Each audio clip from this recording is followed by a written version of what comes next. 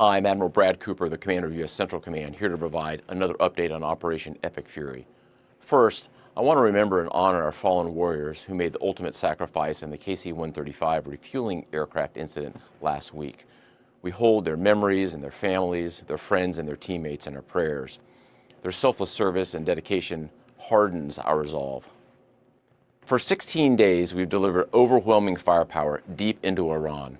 This past Friday, U.S. forces executed a large-scale precision strike on Karg Island, destroying more than 90 Iranian military targets, including storage bunkers for naval mines and missiles and other military infrastructure.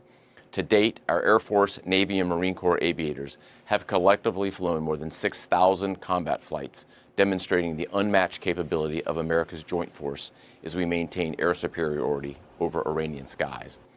We continue to remain centered on our military objectives. These are well-defined and include eliminating Iran's ballistic missiles, drones, and naval threats. It's one thing to defend by striking launchers and intercepting missiles and drones, but it's another thing to eliminate the wider manufacturing apparatus behind them. And we are doing that today. We've talked about it in concept. Here's what it looks like in reality. Let me show you, for the first time, a few examples of how we are dismantling Iran's defense industrial base, which will prevent threats to the region into the future. Here you see a photo from March 1st of a naval drone storage facility located near the Strait of Hormuz. This is the same location 8 days later, completely destroyed. Next, here's a photo taken of an attack drone production factory in Tehran on March 5th. Here's that same factory 6 days later after a devastating barrage of U.S. airstrikes. And finally, the Yazdi military depot, pictured here last month. These 8 buildings are part of the IRGC's missile command infrastructure and are used to produce light and heavyweight torpedoes. Now, here's that same military depot just last week, or what's left of it. U.S. and partner strikes are doing exactly what they are intended to do: deliver on very clear military objectives to eliminate Iran's ability to project power against Americans and against its neighbors. We're also zeroed in on dismantling Iran's decades-old threat to the free flow of commerce through the Strait of Hormuz. Through a combination of air, land, and maritime capabilities, we have successfully destroyed over 100 Iranian naval vessels, and we aren't done. We will continue to rapidly deplete Iran's ability to threaten freedom of navigation in and around the Strait of Hormuz. Our progress remains steady, and we remain vigilant against the enemy. Now, a few thoughts about Iran.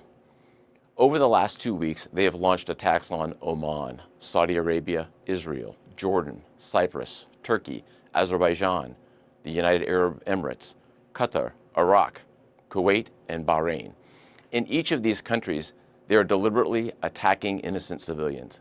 They've done this more than 300 times, which demonstrates their true nature as a global leader of terror. In just the last few days, the Iranian regime launched a reckless attack against civilian neighborhoods in Tel Aviv with cluster bombs, an inherently indiscriminate type of munition. We join countries across the region in condemning this aggression, and we stand shoulder to shoulder with our partners in bolstering our own defenses. In sum, I will reinforce what I've said before. Iran's capabilities are declining as our capabilities and advantages continue to build. And finally, I'd like to talk about the extraordinary 50,000 Americans who are deployed across the region executing this vital mission. It's long been my belief that every success we have begins and ends with our people. And today I'd like to recognize our unsung heroes, the sustainers enabling America's joint force to unleash this devastating firepower 24/7. To be clear, there's no other military on earth that does logistics like the U.S. military, and our team is at the top of their game today. They're managing distribution networks that span thousands of miles to ensure that munitions, fuel, and supplies reach warfighters on the front line on time, every time. To all our sustainers and logisticians, thank you and keep up the great work. And to the entire Operation Epic Fury team, keep pushing, remain steady, fight to win. Thanks so much and Godspeed.